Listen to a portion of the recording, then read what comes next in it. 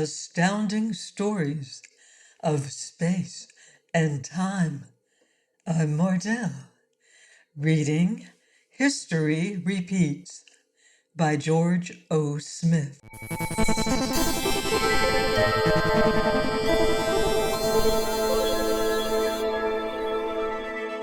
Xanabar lays across the spiral arm, a sprawling sphere of influence, vast, mighty, solid at the core.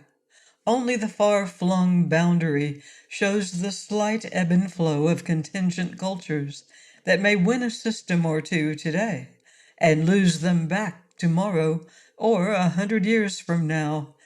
Xanabar is the trading post of the galaxy, for only Xanabar is strong enough to stand over the trading table when belligerents meet and offer to take them both at once if they do not sheathe their swords.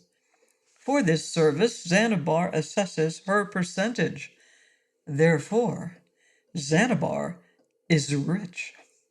Her riches buy her mercenaries to enforce her doctrines. Therefore, Xanabar is rotten at the undercore, for mercenaries have no god but gold. The clatter of 100 tongues mingled with the clink of glasses and floated through the strata of smoke from the burning weeds of 100 planets. From one of the tables, voices rise in mild disagreement. There is a jeering laugh from one side and a roar of anger from the other. Two men rise and face one another, ready to follow their insults with violence. Before the eruption can start, a mercenary steps forward on lithe feet and lightly catches the back-swung arm. A quick hand removes the poised glass before it can be thrown into the adversary's face. "Sit," says the mercenary in a cold voice, and they sit still glaring at one another. "Now," says the mercenary, "settle your differences by talk, or depart in opposite directions. This is Xanabar." "He lies. He brags." "I do not lie. They are barbarians. I do not brag. I can bring you one." "You." "A wager," said the mercenary. "A wager." "Xanabar can take no tax in blood." He faces one. "You claim you can do that which he says you cannot." Then, not waiting for a reply, he faces the other. "And if he does, how much are you willing to pay?" "How much is his life worth?" "How much are you willing to pay?" demands the mercenary coldly. 500 weight in crystal cut." "An honorable sum." "Do you agree?" "Not enough." "For a task as easy as you claim it to be," said the mercenary, 500 weight of crystal cut seems honorable. "But it means—" "We in Xanabar are not interested in the details, only in the tax. An honest wager contract, Outlanders, otherwise I rule that your eruption here disturbed the peace." The two Outlanders looked at one another. Schoolboys caught fighting in the alley by a monitor who demands a bite of their apple in lieu of a visit to the principal. As if loath to touch one another, they reach forward hesitantly and handshake in a quick, light grip. "Good," glows the mercenary. He waves a hand and his fellows converge with contract platen and etching stylus. "Now, gentlemen, please state the terms for Xanabar." Peter Hawley strolled down a side street with a dog at his heel. It was a dog of many breeds, but not a mixture of careless parentage. Peter paused at a cross street and looked uncertainly to left and right. "What do you make, Beauregard?" "The noble dog says right," replied Beauregard. "Right," said Peter, turning up the street. "And stop this noble dog routine." "Man is dog's best friend," said Beauregard. "If you'd called me something sensible, I wouldn't have looked it up. There's a statue to me in the Okefenokee back on Earth. I am the noble dog. Pogo says so." I Easy, Peter, said the dog in a near whisper. All right, do we play down the chatter? Beauregard sat, lifted his nose, and sniffed. His natural voice gave a faint whine of discontent. I'm supposed to have a nose, he complained. This is like trying to smell out a lone mouse in a zoological garden in midsummer. Why the warning? Asked Peter. All races smell the same when they are poised for violence, said the dog. Trouble is that man's smell isn't pointed the way it's going, only where it's coming from. Peter grunted. Catch any woman smell? Just the usual whiff, stale scent. But she was here. She passed this way, but which way? We can guess they made it away from the spaceport. Unless, said the dog, taking another sniff of the air, they are taking her back to some other spacecraft. Beauregard looked up at Peter. Do you catch anything? Just the usual mingled fright and danger, frantic despair. Directional? Peter shook his head. No, he said, the source is too close. Let's stroll up the street to the end and come back on the other side, said the dog, quietly. In a saunter they went alert and poised, a man and his dog from all appearances. But in Xanabar, the principal city of Xanabar, the empire, they were huntsman and companion. Like all cities of more than 10 million souls, Xanabar had its glistening and lofty area and its slums, and what would have been a waterfront region in a seafaring city. The conditions were the same as they'd been everywhere for a few decades of thousands of years, only the technology changes. Man's cave is stainless steel and synthetic plastic. The cave's man is swinging a better axe, and his hide is protected from the weather by stuff far more durable than his own skin. But he's the same man, with the same hackles. They just rise for a few more thousand reasons than the hackles of his ancestors. Got it, said Beauregard, coming to a brief point at a closed door. Let's go in. Beauregard's reply was a half snarl and half, Look out! Peter whirled to catch a glimpse of a man upon him with a pencil ray coming to a point. He faded down and toward the other almost in a fall out of the path of the pencil ray that flicked on and began a sweep upward and in. Peter caught his balance at the same time he clutched the wrist in his right hand. Then he went on down, around, and over, rising on his knees to flip the other man's heels high in an arc that ended with a full-length, spine-thudding body smash on the pavement. Beauregard leaped in and slashed at the hand clutching the pencil ray, snapped his head back and forth thrice, and sent the weapon flying. Then with a savage growl, he set a soft mouth against the other's throat and let the man feel the pressure of his fangs. Easy, said Peter. Beauregard backed away a few inches. Easy nothing, he snapped. This man is the noble dog's worst enemy. He wanted your blood. Take it easy. I want his information. The man looked up. Barbarian terrestrial, he snarled. Peter sneered. And this is the capital city of the glorious civilization called Xanabar? Marble palaces with nobles of the blood, stinking alleys with human rats. Where is she? The stranger spat. Beauregard, want some red meat? He'd make me upchuck. Only rodents eat their own kind. Just a bite. Do I have to swallow? No, just a slash. Wait, barbarian. Barbarian terrestrial, am I?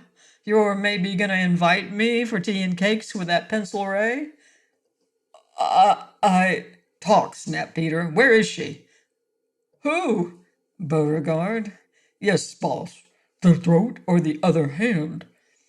All right, for the good it'll do you, she's in there. Now go on in, and we'll have two of you. Beauregard growled. Three of us, and we might be hard to handle. Peter stood up and hauled the stranger to his feet. His right hand dripped blood from the dog's teeth. Peter looked for and found the pencil ray smashed against the stone front of the building. He cuffed the stranger across the face, turned him around, and pointed him toward the far corner. "I count 3, he said. "If you're not out of sight by 3. "It'll be a pleasure, Peter," said Beauregard. The stranger loped away on a crazy run. As he turned the corner, he ran face on to one of the uniformed mercenaries of Zanzibar. The mercenary collared the stranger and took a quick inventory of the slashed right hand, the ripped clothing, and adding those to the frightened gallop, he came back with the stranger's left arm held in a backlock. Haughtily he demanded, "What goes on in Zanzibar?" Peter eyed the mercenary sourly. "Kidnapping and attempted murder." "Who says such lawlessness runs rife in Zanzibar?" "I say so. Peter Hawley of the Extraterrestrial Service." "I say so." "You are mistaken, barbarian." "I say so," said Beauregard. "You're an animal." "I am, and so are you." "I'll not be insulted by an animal. I am—" "Take it easy, Beauregard." "Take it easy, nothing. This mercenary foot soldier forgets one thing, or maybe he doesn't know about it." "Don't call His Excellency's peacekeepers mercenaries," snapped the mercenary. "Peacekeeper," chuckled the dog. "Well, listen and become wise. Dog and man and dog, have been together for about 500,000 years. Once dog helped man in war and peace, and man gave dog food and shelter. Dog helped man rise above the level of the savage, and man has helped dog rise to the level of intelligence. But dog has one advantage. None of us has been intelligent long enough to really believe that dog has a soul, and those of us who do believe that also know that dog's soul is devoted to man. Do you know about dog, Xanabian, peacekeeper?" "No." "Then don't force me to show you what kind of adversary intelligent dog can be. Mere man is a pushover. Bah!" Beauregard loped in a mad circle about the mercenary. His Excellency's peacekeeper turned to stay facing the dog, but found himself turning his back on Peter. He stepped back and to one side and reached for his heavy-duty pencil. The dog gave a low growl of warning and crouched for a leap. "He means it, peacekeeper," said Peter Hawley quietly. "Draw that pencil, and he'll have your hand in ribbons before you can level it." The mercenary drew in his breath. "Whistle for help, and he'll have your throat." "I shall not permit this high-handed—" "Then stop sounding off and listen to us," snapped Peter. "I charge the Empire of Xanabar with the crime of being indifferent to the welfare of a stranger within her gate. I charge kidnapping and attempted murder, and I charge the latter against the specimen you hold in your hand." "An outlander? Does he bring his own law to Xanabar? If he does, then so do I." "I arrest you all for breaking the peace of Xanabar." "Me too?" asked Beauregard. The mercenary ignored the dog's eager sally. "You are armed, terrestrial." "So is he." "So am I," snarled Beauregard, showing a fine set of white fangs in the most effective gesture. "This must cease," thundered the mercenary. "You cannot threaten His Excellency's peacekeepers." Beauregard growled. "Slip the mercenary a crystal cut, boss. We've got a girl to find." "A girl? A terrestrial girl?" asked the mercenary with his eyes opening. "The daughter of our envoy to Lonophyte, Miss Vanessa Lewis, last reported in her stateroom aboard the terrestrial spacecraft Polaris during landing pattern at Xanabar Citadel's spaceport." The mercenary said, "The work of outlanders, riffraff, such as this." "Well," snapped Peter Hawley, "do His Excellency's peacemakers condone such goings-on?" We keep the peace of Xanabar. Your charge is your word, terrestrial. Terrestrial barbarian, isn't it? I arrest you? Oh, stop it. For 5 weight of crystal cut, you can be bribed to haul that specimen off to jail and let me go about making my own peace with Xanabar. You accuse me of accepting bribes? You're a mercenary, aren't you? 7 weight of crystal cut. 10. 7, said Peter. 10, said the mercenary, and you have 1 more caper coming. 10, agreed Peter Hawley, and you look the other way when I take the lid off. Still got it, said Beauregard, sniffing at the closed door, but keeping one eye on the disappearing mercenary and his prisoner. I've got it too. Still fright and concern, fear of harm, concern over what happens next. Strong? Definitely, said Peter, closing his eyes and holding his breath. Nothing measurable? Asked the dog after a full minute. No. Too bad I was never introduced to her. I have no idea of her strength of mind. Wait. Another minute went by in personal silence. Peter Hawley's concentration far too deep to be disturbed by the sounds of the city's spaceport slum by night. The dog backed away from the door and took an alert position to guard Peter, while the man was immersed in his own mind. Finally, Peter alerted and shook his head sadly. I thought for a moment that she'd caught me. A fleeting thought of a rescue or escape, concept of freedom, flight, safety, but wish thinking, not communication. Let's go in. Barge or slink? Asked the dog. Slink. Have it your way, said Beauregard. Outside, the place looked closed. The door was solid, a plastic and imitation of bronze through which neither light nor sound passed. The windows were dark. But once the door was cracked, the wave of sound came pouring out along the slit of light and filled the street with echo and re-echo. Slink now, said the dog. So everybody makes mistakes. Inside, a woman leaned over a low counter. Check your Say, you can't bring that animal in here. Beauregard said, He isn't bringing me. I'm here because I like it. The woman's eyes bugged. Oh, what kind? I am man's best friend, the noble dog of barbarian terror. Yes, but... Oh, said Peter airily, we're looking for a friend. Friend? Who is he? It's a she, and her name is Vanessa Lewis. She ain't here.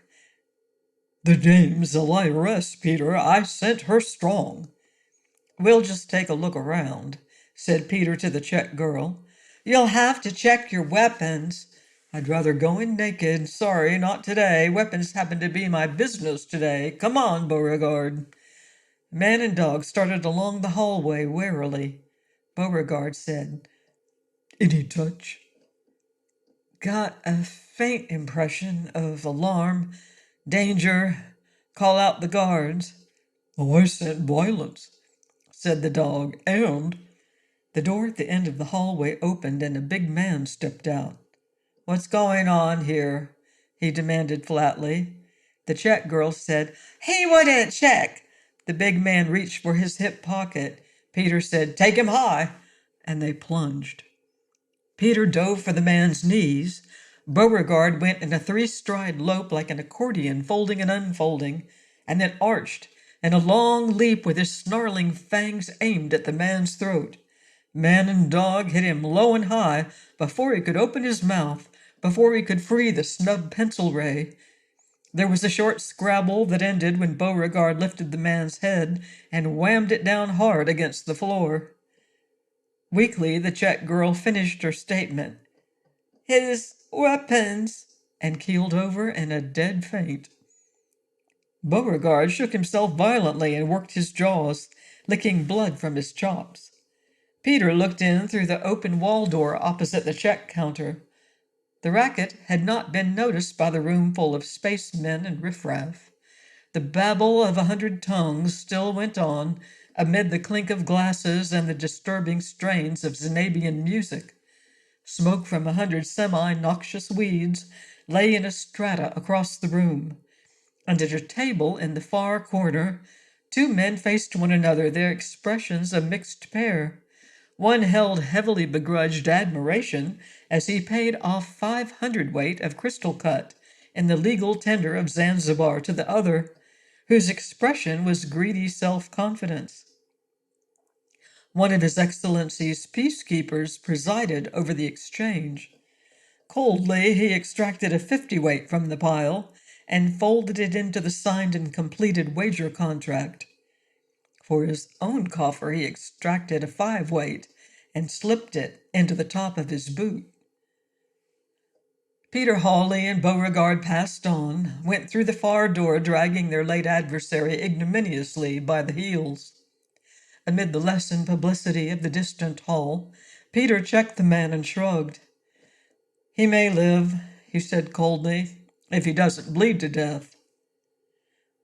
"You really ought to take him on the high side," said Beauregard plaintively. "All I've got is my teeth to grab with. They don't bleed so bad from the ankle." "They don't stay stopped that way either," said Peter harshly. "You would not be getting any praise from the chief for that sort of brutality." "If Xanabar weren't so rotten to the core, we wouldn't be plowing through it in the first place. Now let's get going." "Shouldn't you call for the rest of the crew?" "Not until I'm certain the girl's here. I'd hate to cut the citywide search for cold evidence." "She's here. I sent her." "Maybe it's past tense, Beauregard, or maybe it's another woman." "Could be, but one thing, it is definitely terrestrial woman." The dog sniffed again. "You get anything?" "No more than before. It's closed, and there are the same set of impressions. Yet any woman would be frantic with fear and concern." "Oh, shh." Beauregard's sharp ears lifted instinctively at a distant sound not heard by the man. With a toss of his head, the dog folded one ear back, uncovering the inner shell. Like a sonic direction finder, Beauregard turned his head and listened. "Man," he said finally with a low growling voice, "Peter, there'll be hell to pay around here directly. He stumbled over our recent conquest." "Let's get cutting." Peter started trying doors and peering in. The dog raced on ahead of the man, sniffing deep at the bottom of each. It was the dog that found the room. He called, "Here," and Peter raced forward just as the fellow on the stairs yelled something in his native tongue. Peter hit the door with the heel of his foot and slammed it open by splintering the door frame. The dog crouched low and poised. Peter slipped in and around, feeling for a light switch. From inside there was a voiceless whimper of fright, and from outside and below there came the pounding of several sets of heavy feet. Peter found the switch and flooded the room with light. The girl, whether she was Miss Vanessa Lewis or someone else, and kidnap-wise it was still a terrestrial girl, lay trussed on the bed, a patch of surgical tape over her mouth. "Sorry," said Peter in a voice that he hoped was soothing. He reached, freed a corner of the tape, and ripped it off with a single swipe. The girl howled. Peter slapped her lightly. "Stop it," he commanded sharply. "Vanessa Lewis?" "Yes, but—" "Call out the Marines, Peter," snarled the dog. "No, Bo, back!" Reluctantly, the dog backed into the room. He crouched low, poised to spring, with his nose just beyond the doorframe. "4 of 'em," he whimpered pleadingly. "I can get 2. "Well, I can't get the other 2 unless I'm lucky," snapped Peter. "Don't be so eager to die for nothing, Beauregard." "All this calculation," grumbled the dog sourly. "I don't call it a loss if I get 2 for 1. "I call it a loss if I don't get 4 for nothing. Or the whole damned empire of Xanabar for nothing, for that matter. We've got a job to do, and it ain't dying until Miss Lewis is out of this glorious citadel." The girl looked from one to the other. They did not need any identification. They were their own bona fides. Only man, terrestrial man, had intelligent dogs to work beside him. Period. Question closed. But Beauregard snarled at the door warningly, while Peter stripped surgical tape from wrists and ankles. Outside, someone called, "Come out, or we blast." Beauregard snarled, "Come in, and we'll cut you to bits." The quick flash of a pencil ray flicked in a lance above the dog's nose. Beauregard snapped back as the lancet of light cut downward, then snapped forward for a quick look outside as the little pencil of danger flickered dark. "Careful, Beau." "You call the boys," snapped the dog. "I'll—" Something came twisting forward to hit the door frame. It dropped just inside the door jamb. Beauregard leaped, snapped at the thing, and caught it in midair, snapping his head in a vicious shake, and sent it whirling back outside again before it could be identified. The dog sunfished and landed on all four. Then the thing went off with a dull poof outside. There was a gentle flash of quick light that was smothered by a billow of smoke. Beauregard leaped into the cloud and disappeared. There was a hoarse shriek and the mad scrabble of dog claws on the hard floor, the sound of a heavy thud, and the angry snarl of a dog with its teeth fastened into something soft. Then there was the fast patter of dog feet, and Beauregard came round the door on a dead run, sliding sidewise to carom off the open door into safety, just as a pencil ray flicked to follow him. "Got him," said the dog in a satisfied tone. "That's one." He took his post by the door frame again, the tip of his nose just outside. There was a consultation out there in the hallway, at which Beauregard called, "Make a wild rush for us." Miss Lewis said, "What are we going to do?" "Fight it out," said Peter. "They can't win so long as we're alive now. I've got my crew on its way in a dead run, and if we make enough noise, some of His Excellency's peacemakers will step in and demand their cut of the finances." He grinned. "How much are you worth, Miss Lewis?" She shuddered. "I don't know how much Father would pay." "Hit 'em low, Peter," came Beauregard's snarl. Three of them came in a slant, bounced shoulders against the open door, caught their bearings, and hell was out for noon. Beauregard caught the first with a slash at the throat. They went down in a mad whirl of dog and thug, paws, tail, arms, legs, at a spurt of blood. The second flicked his pencil ray at Peter. Its capsule charge faded to a mere sting before it cut into him. The third aimed a kick at the struggling dog. Vanessa Lewis snatched a box from the bureau and hurled it at the second. Peter thumbed his pencil ray and winged the third man in the biceps. Beauregard leaped for the second man's gun hand and closed on it as the hurled box opened and scattershotted his face with bric-a-brac. The man with the bloody throat flailed out and caught Peter by the ankle. Peter stomped his face with the other heel. Miss Lewis picked up the table lamp and with a single motion turned off the light and finished felling the one with the ray-burned shoulder. Beauregard dropped from the second man's wrist and crouched to spring. The man cowered back, his good arm covering his throat, his other arm hanging limp. He mouthed fright noises in some tongue native to some star 1,000 light years across the galaxy. Coldly, Peter stepped forward and belted him in the plexus. "Now," he said calmly, "we shall vacate the premises." They went, side by side, facing slightly outward, Beauregard between them and slightly ahead. "We're coming out," called the dog. "3 barbarians from Terra." Down on the dark street, they met their mercenary again. He eyed them sourly. "I see you were, in a sense, successful." Peter Hawley faced the mercenary. "We were successful. And would you like to make something of it?" I'm going to have to arrest you, you know. You'll lose an arm trying, snapped the dog. There's been murder committed tonight, said His Excellency's peacemaker. The peace of Xanabar will be disturbed. Why, you chiseling crook, there's been kidnapping tonight, and I'm afraid I shall have to ask the young lady produce her passport, said the mercenary. Otherwise, she's in Xanabar Citadel illegally. Beauregard said, Hit him low, Peter. Here come the boys. No. Just once. For fun. No.